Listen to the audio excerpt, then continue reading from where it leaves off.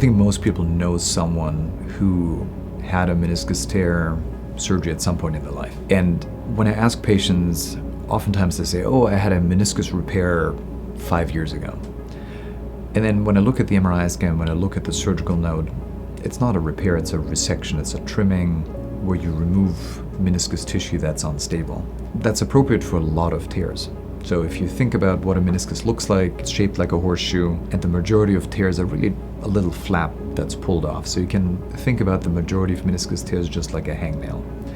And the same way you can't really fix a hangnail back, you can't really repair a meniscus flap. So the vast majority of surgeries are trimming, but there are meniscus tears that deserve to be repaired, and there are a few different types.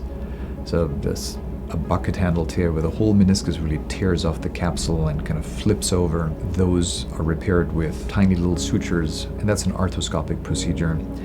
And sometimes, depending on how big the tear is or where the tear is, I just operate within the knee. So besides the little arthroscopy incisions, there's nothing else. So that's called an all-inside repair.